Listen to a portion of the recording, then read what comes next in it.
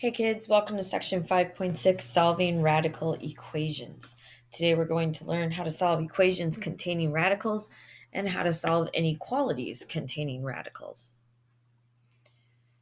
So remember that any equation that has a radical expression in it is called a radical equation, and there are 3 steps to solving a radical equation. The first step is to isolate the radical on one side of the equation. So put everything that is not underneath the radical on the other side of the equal sign. Step 2, raise each side of the equation to a power equal to the index of the radical to eliminate the radical. So for instance, if you have a square root x equals 9, this is a square root, so raise each side to the second power in order to get rid of it. If you had a cube root of x equals 9, to simplify, you can take each side to the third power, and that would cancel and just have x equals left over. And then finally, solve the resulting polynomial equation, but don't forget to check your results. When you square both sides, or when you're using any kind of an equation that has a radical in it, a cube root, a fourth root, a seventh root, any kind of root in it, make sure that you always check your answer, because sometimes it may algebraically work out, but when you plug the solution back into the equation, it might not make a true statement on both sides of the equal sign. And if it doesn't make both sides be the same, then it's called an extraneous solution, one that works out algebraically, but doesn't work out when you substitute it back into the equation. So follow those 3 steps when solving an equation with a radical. So for instance, in this slide, we're going to solve each equation and check for extraneous solutions. So in letter A, square root x equals 12. The way that you can undo a square root is to square both sides. So I can square both sides. When I square a square root, I'm left with x, and on the other side I have 144. Don't forget to check your answer. So go back to the original equation. Is the square root of 144 equal to 12? And the answer is yes, 12 equals 12. So it makes a true statement. Okay, in letter B, square root x plus 2 plus 4 equals 7. Well, to solve, I need to isolate the radical, so I need to move the 4 to the other side. I'm left with square root x plus 2 equals 3. All right, I've isolated the radical. Now I need to undo the square root by squaring both sides. The square root and the square cancel each other out, and I'm left with x plus 2. And on the right-hand side, I have 3 squared, or 9. Then I can subtract 2 from both sides, and I'm left with x equals 7. Remember to check your answer back into the equation. I'm going to get square root 7 plus 2 plus 4 is supposed to equal 7. Well, 7 plus 2 is 9. The square root of 9 is 3. 3 plus 4 does equal 7, so it checks. If I'm looking at letter C, step 1, isolate the radical. I need to move this minus 1 over to the left side by adding. So that gives me 6 equals the square root of negative x minus 2. All right, now I need to simplify the square root by squaring both sides. And I get 36 equals negative x minus 2. Then I need to add 2 to both sides. So I get 38 equals negative x. Divide by negative 1. I get x equals 38. If I check it back in to the equation, I get 5 equals the square root of negative 38 minus negative. That's a negative 38. So it's, okay, hold on. Let's fix this real quick. So this is a negative 38. Yeah, and when I plug it back in, when I plug the negative 38 back in, I have a negative 38 minus 2. That's all under the radical, and then a minus 1. So a negative 38 is a positive 38. 38 minus 2 is 36. The square root of 36 is 6. 6 minus 1 is 5. So I get 5 equals 5. It checks. If I look at letter D, I have square root 2x plus 15 equals square root x plus 3. Notice that everything on the left side is under the square root and everything on the right side is under the square root. So I can actually square both sides in the very first step and eliminate the radicals right away. So I get 2x plus 15 equals x plus 3. I can get letters on one side, numbers on the other. So I'm going to minus x. That gives me x plus 15 equals 3. I can minus 15 to both sides. That gives me x equals negative 12. Now when I plug it back in, I get the square root of 2 times a negative 12 plus 15 equals the square root of negative 12 plus 3. So this gives me 2 times negative 12 is negative 24 plus 15 is negative 9. And on the right-hand side, I get the square root of negative 9. Well, even though we can't take the square root of negative 9, the two answers are going to equal each other. And so the answer checks. So when we look at these examples, notice that all of the equations have fractional powers. Well, we need to know what to do with them. We can rewrite all of these fractional powers as radicals. So the rule says that if you have any value to the fractional exponent, so a to the m over n power, you're going to take the bottom value, and that's going to be your root. You're going to take the top of the fractional exponent, and that will be your power inside. So I can rewrite all of the different fractional exponents using radicals. Another thing I can do is I can remember that, for instance, a to the 1/3 is like doing the cube root of a. And so you can undo cube roots by cubing and fourth roots by taking something to the fourth power. So if we take a look at letter A, the first thing we need to do is isolate the potential radical by subtracting 1 to the right and left sides. So we have 3n plus 2 to the 1/3 power equals negative 1. Then I can rewrite the left side to be the cube root of 3n plus 2. And I don't really have to worry about the 1 because it doesn't do anything, equals negative 1. Then to eliminate the cube root, I can take everything to the third power or cube both sides.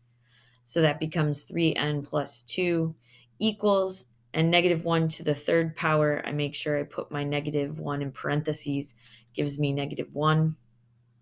I subtract 2 to both sides, so that gives me 3n equals negative 3. And then I divide both sides by 3, and I get n equals negative 1. Remember to substitute it back in. If I make n be negative 1, that gives me 3 times negative 1 is negative 3, plus 2 is negative 1. The cube root of negative 1 is negative 1, plus 1 is 0. I do get 0 equals 0. Okay, in letter B, 3 times the quantity 5y minus 1 to the 1/3 power minus 2 equals 0. I first need to isolate the quantity that's being taken to a fractional power. So I'm going to add 2 to both sides. That's going to give me 3 times 5y minus 1 to the 1/3 power equals 2. I'm going to divide both sides by 3. And I'm also at the same time going to rewrite the 1/3 power as the cube root equals 2/3. Then to eliminate the cube root, I cube both sides. Make sure that you cube the entire right-hand side. On the left, I get 5y minus 1, and on the right, I have 2 cubed over 3 cubed. And that's 8 over 27. Then I need to add 1 to both sides. And when I add 1 to both sides, that's like adding 27 over 27. So I get 5y equals 8 plus 27 is 35 27ths. Then I have to divide both sides by 5. And when I divide by 5, that's the same as multiplying by a fifth. So I can cancel the 5, goes into 35 7 times. I get y equals 7 over 27. Don't be afraid of the fractions. They're numbers too. Okay, if we take a look at letter C, I first need to add 10 to the right side and the left side. So I get 4 times the quantity, 3x plus 6 to the 1/4 power equals 12. Divide both sides by 4, and I'm going to change that fractional exponent at the same time. So the 4th root of 3x plus 6 equals, and 12 divided by 4 is 3. Then I can take it to the 4th power, since that's how you undo a 4th root. That leaves me with 3x plus 6 equals, and 3 to the 4th is 81, minus 6 to both sides. So that gives me 3x equals 75. Divide both sides by 3, x equals 25. Don't forget, you should plug it back into as well to make sure that it makes a true statement. All right, so that's how to solve radical equations. Let's look at radical inequalities.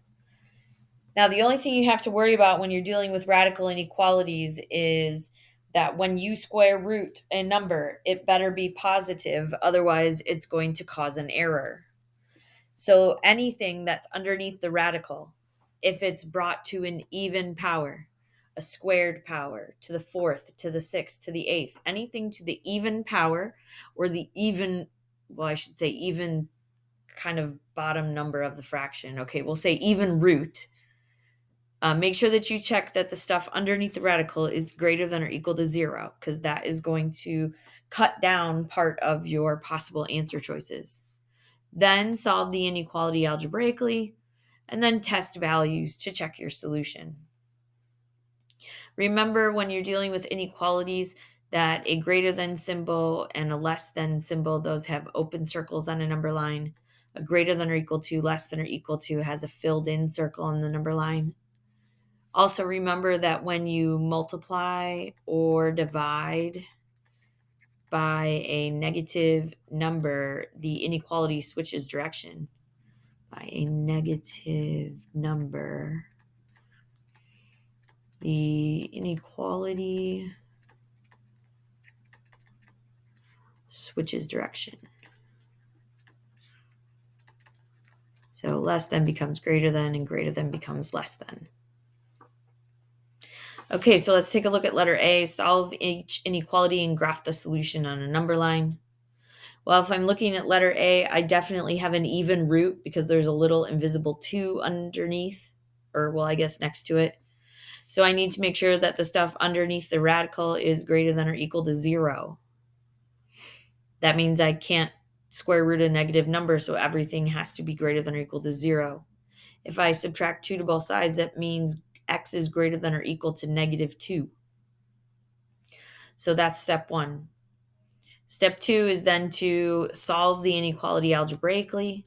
So if I solve this inequality, x plus 2 square rooted is less than or equal to 5. I would square both sides. So x plus 2 is less than or equal to 25. Subtract 2, and you get x is less than or equal to 23. Now what you're going to do is you're going to take those two numbers and you're going to put them on a number line. The smaller number you're going to put on the left, and the bigger number you're going to put on the right, and it doesn't matter about your spacing as long as they're smallest to biggest. Fill in your circles, so we have a filled in circle at negative 2 and a filled in circle at 23. Now we're going to do step 3, test values to check your solution. I have 2 dots on my number line, which means it's now separated into 3 chunks. I'm going to test a number from each of the 3 chunks, any number that is in that chunk of numbers, and see if it gives me a true or a false statement. So on the left-hand side, I'm going to choose negative 10. If I do negative 10 plus 2, I get negative 8. Ooh, I can't square root negative 8, so there's no way I can actually get an answer, so I'm going to say that's a no. It's false. It does not give me a true statement. So that's what I chose there.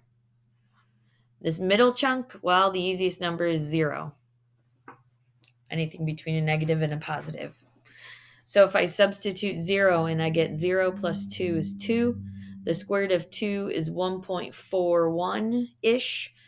That number is less than or equal to 5, so that's a yes. Then I'm going to pick a number, let's do 98. I picked 98 because 98 plus 2 is 100, and the square root of 100 is 10, and 10 is not less than or equal to 5, so that's a no. So then, wherever the yeses are is where our answer is. And so to say with an inequality what our answer is, it's somewhere between negative 2 and 23. So negative 2 is less than or equal to x is less than or equal to positive 23. That's how you write a compound inequality where the number is stuck between two other numbers.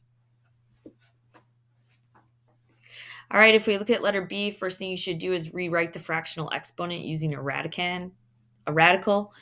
So this is going to be the fourth root of x. I'm at the same time going to bring that minus 10. No, we can leave it. Minus 10 is greater than negative 8.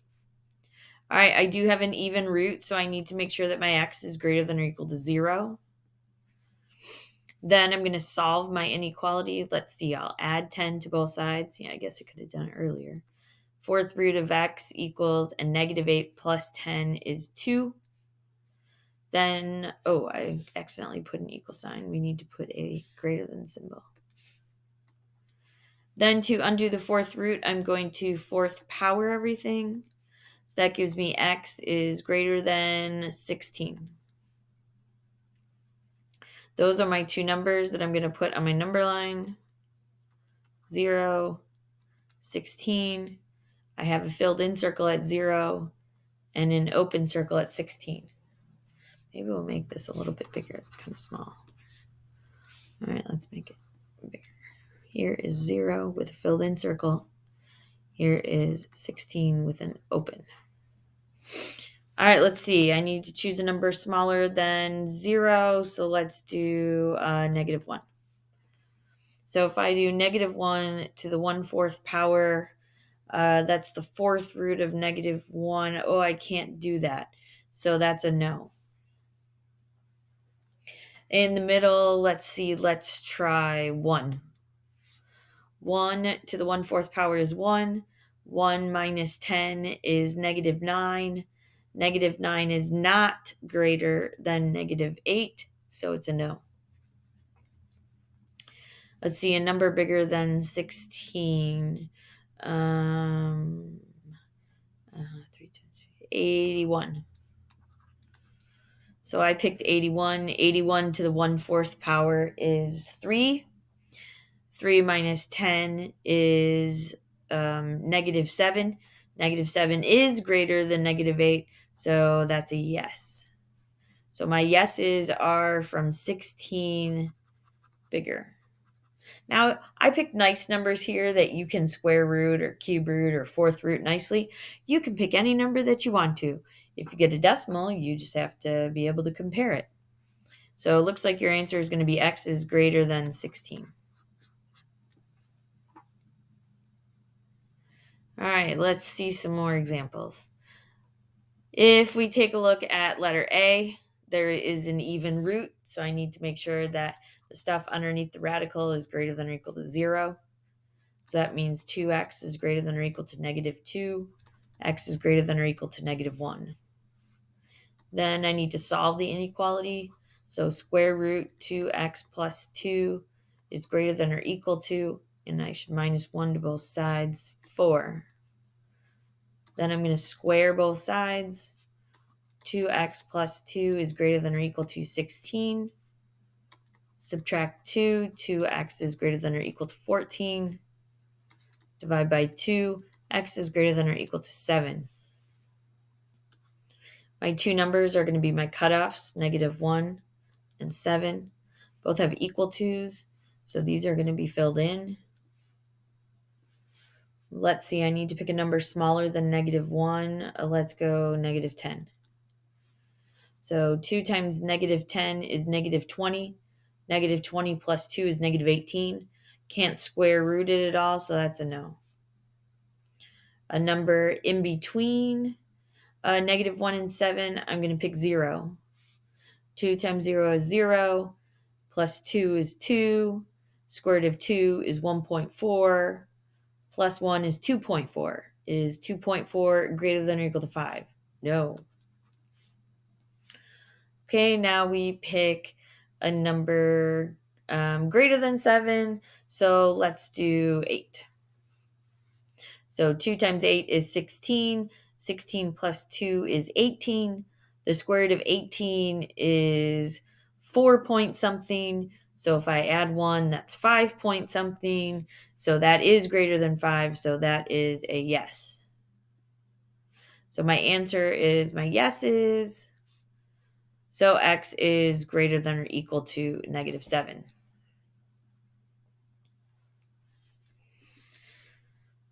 Okay, if we take a look at letter B, I have a even root, so I need to make sure that 4x minus 4 is greater than or equal to 0. So 4x is greater than or equal to 4, so x is greater than or equal to 1. Then I solve the inequality, so I'm going to add 2 to both sides. So I get the square root of 4x minus 4 is less than 6. I'm going to square both sides. So 4x minus 4 is less than 36. Add 4 to both sides, so 4x is greater than 40. Divide by 4. I get x is less than 10. So I'm going to have 1 and 10 be my cutoffs. The 1 has a filled in circle. The 10 has an open circle. I need to pick a number less than 1, so I'm going to choose 0. If I go to the original, 4 times 0 is 0. Minus 4 is -4. Can't square root -4, so that's a no. Then I look in between 1 and 10. Let's do 2. 4 times 2 is 8. 8 minus 4 is 4. Square root of 4 is 2. 2 minus 2 is 0. 0 is less than 4, so that's a yes. Then I need to pick a number greater than 10. Let's go 11. 4 times 11 is 44. Minus 4 is 40. Square root of 40 is 6 something. Minus 2 is 4 something. That's not less than 4, so that's a no. So it looks like our answer is in between. So 1 is less than or equal to x is less than 10.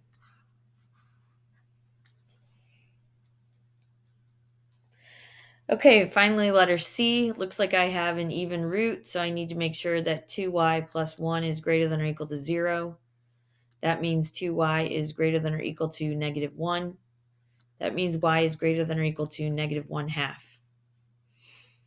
Then I need to solve this inequality by subtracting 6. So I get negative square root 2y plus 1 is less than 3. No, less than -3. Then I need to get rid of the negative that's in front of the square root, so I'm going to divide both sides by -1. Remember, when you multiply or divide by a negative number, the inequality reverses. So I now have the square root of 2y plus 1 is greater than 3. I can square both sides. So I get 2y plus 1 is greater than 9. Subtract 1, so 2y is greater than 8. And divide both sides by 2, y is greater than 4. So I'm going to have my number line with -1/2 and a filled in circle, 4 and an open circle. So let's see, a number smaller than -1/2. Let's try -1. So 2 times -1 is -2, plus 1 is -1. Can't square root a negative. That's a no. A number in between -1/2 and 4, I'm going to pick 0. 2 times 0 is 0, plus 1 is 1. Square root is 1. So I have 6 minus 1 is 5. 5 is not less than 3, so that's no. Then I'm going to pick a number bigger than 4. Let's do 5. 2 times 5 is 10. 10 plus 1 is 11. The square root of 11 is 3 point something. 6 minus 3 point something would be 3 point something. That's not less than 3, so that's a no. So therefore, there is no solution.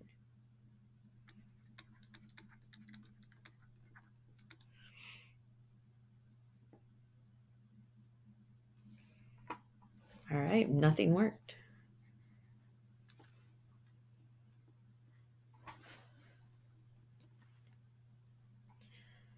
All right, now we've got some last minute or some word problems to talk about. This one says Isabel accidentally dropped her keys from the top of a Ferris wheel. The formula t equals 1/4 square root d minus h describes the time t in seconds at which the keys are h meters above the ground and Isabel is d meters above the ground. If Isabel was 65 meters high when she dropped the keys, how many meters above the ground will the keys be after 2 seconds? So we take that formula t equals 1/4 square root d minus h. So t stands for time, and it says time is 2 seconds. We have 2 equals 1/4 square root. Well, it says d is how high Isabel is off the ground, and Isabel is 65 meters off the ground, so we have 65. H is how high the keys are, and that's what they're asking us to find, so minus H. Okay, so I need to get to the H inside. That means I need to get rid of the radical, but before that, I have to get rid of the 1/4. So multiply both sides by the reciprocal, which is 4 over 1. That gives me 8 equals the square root. No, yes, 8 equals the square root of 65 minus H. I need to get rid of the square's root, so I square. That gives me 64 equals 65 minus H. Then I can add H to both sides. So H plus 64 equals 65. I was adding H. And then I can subtract 64. So H equals 1. It says H is measured in meters, so 1 meter. Okay, one more word problem. The relationship between the length and weight of certain turtles can be approximated by the equation L equals 0.55 cube root of W, where L is the length in feet and W is the weight in pounds. How many pounds to the nearest tenth is a turtle that measures 2.5 feet in length? So if I go to my equations, L equals the length of the turtle, and I know the length is 2.5, so I can say 2.5 equals 0.55 cube root, and W stands for the weight in pounds, and that's what they're asking us to find, so we'll leave that W. Now, to get inside of the radical, I need to isolate it, so I need to divide both sides by 0.55. And 2.5 divided by 0.55, it's a decimal. As a fraction, it's 50 elevenths equals the cube root of W. And then to get to inside to the W, I can cube both sides. And so if you use your calculator and round to the nearest tenth, you get 93.9 pounds.